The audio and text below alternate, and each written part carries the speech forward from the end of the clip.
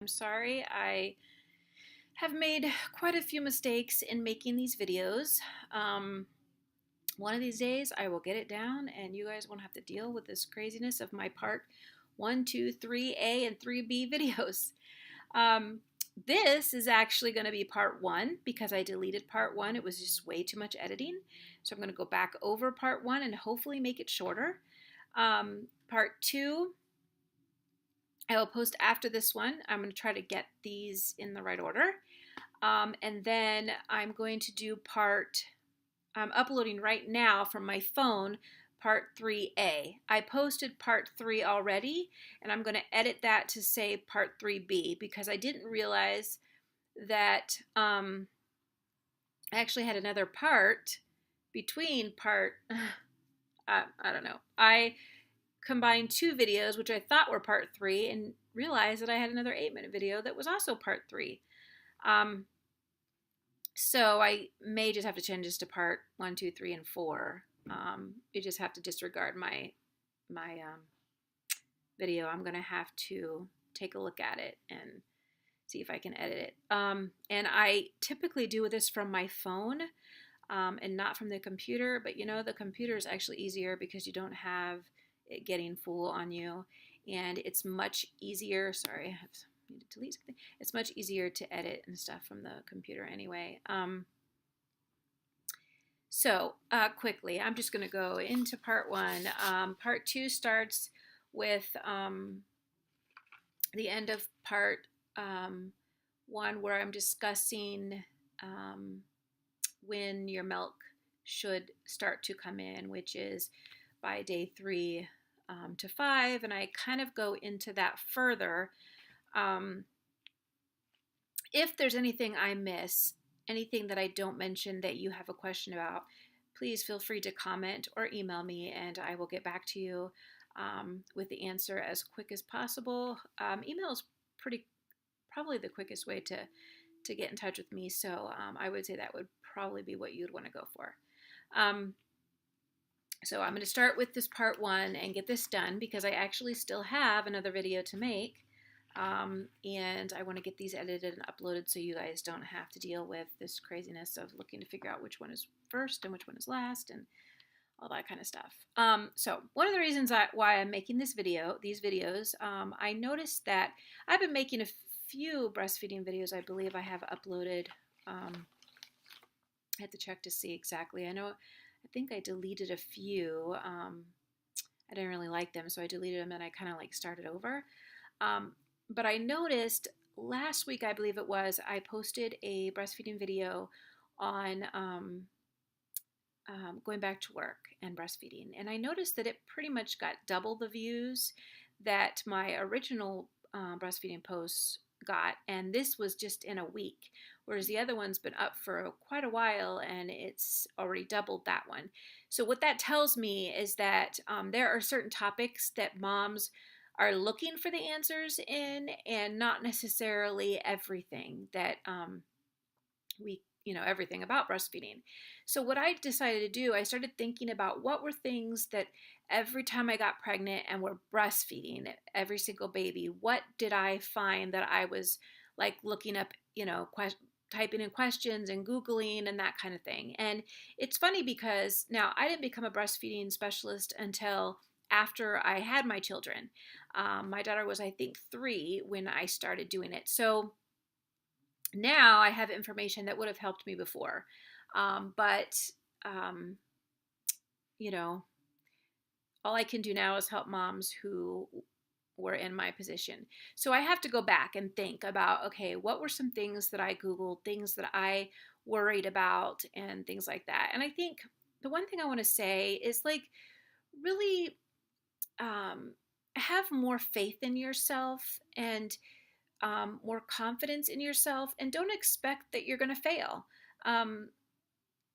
I think that's what we do. It's like we think somehow we're going to fail our baby, and that our body is not going to give our baby what they need. And I think that comes into play in a lot of questions and concerns we have.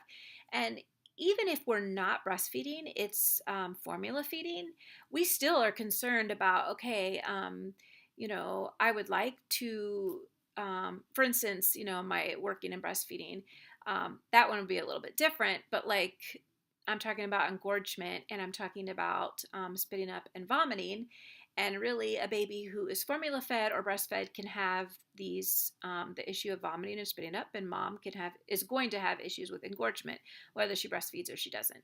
So those are the two topics that I was talking about. And end of part 2, most of part 3 are talking about the spitting up and vomiting. So this one is mainly engorgement.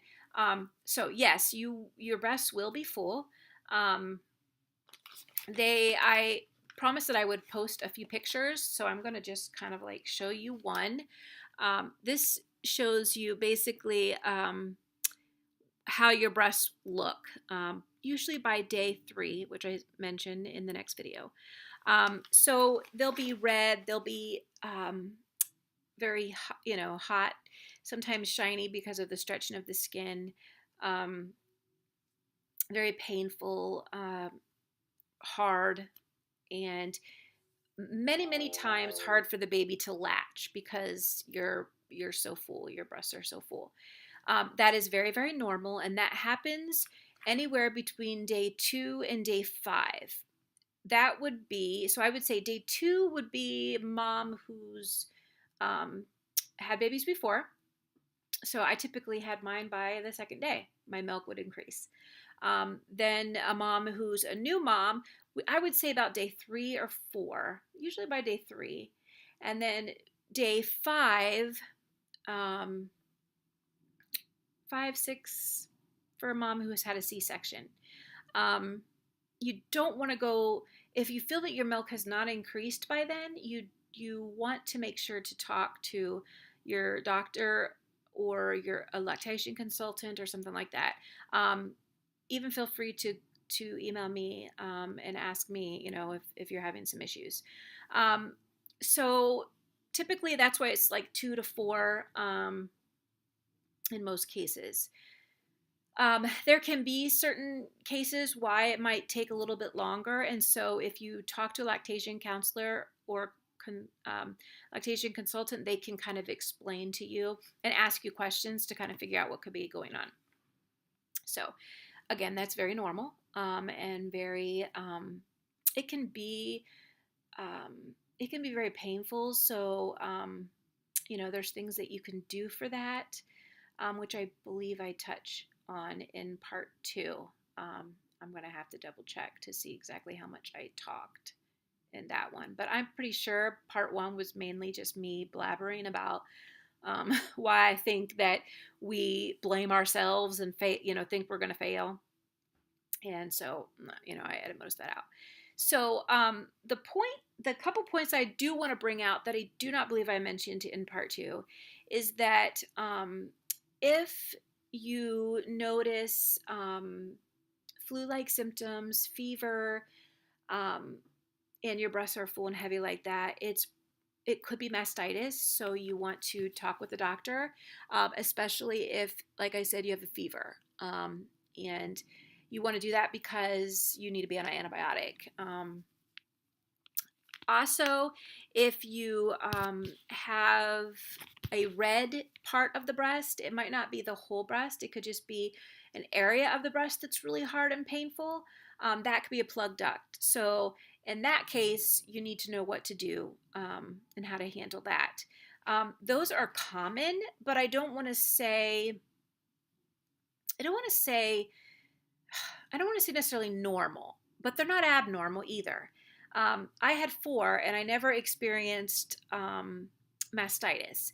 I sort of, I guess, experienced a plugged duct, but I just kind of massaged it and fed the baby a lot, and that I didn't have any issues with plugged ducts. Some moms have more issues. So if you have, a plugged duct or you feel you do have one, it's good to talk to a lactation counselor to find out what you can do.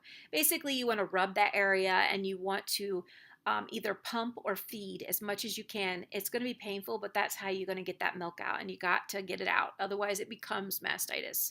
So that's important to know. And let's see. Um, you can um, use this picture, and again, I'm going to post this at the back. This is called a breast bath.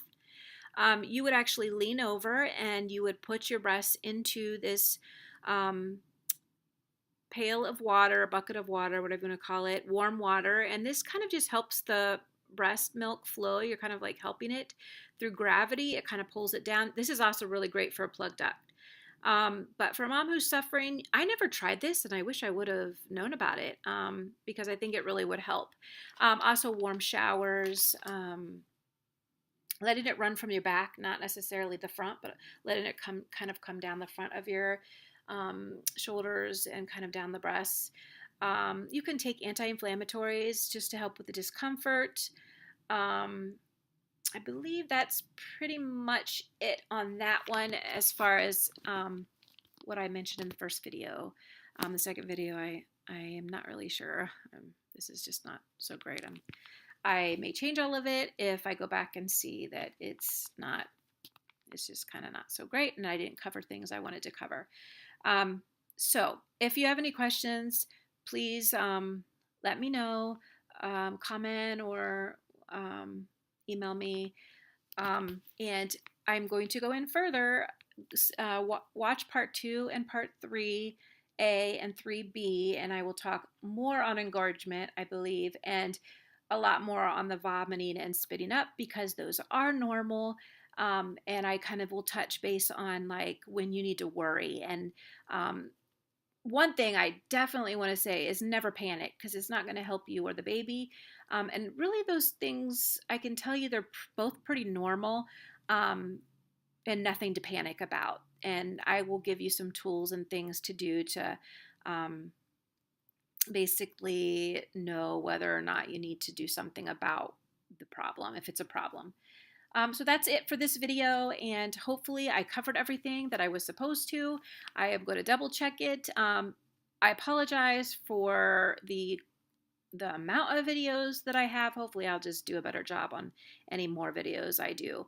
And if I find that these just don't seem to be getting the views they need, I will just completely delete all of them and maybe just try to do a simple quick one on engorgement and a simple quick one on spitting up and vomiting. And if you guys kind of feel that I should do that, you guys kind of feel like, okay, you just need to delete these and do something simpler, you're talking too much, comment and let me know. I'll take the criticism and I will definitely change it if need be. All right, I hope you guys have a great night, and I will talk to you later.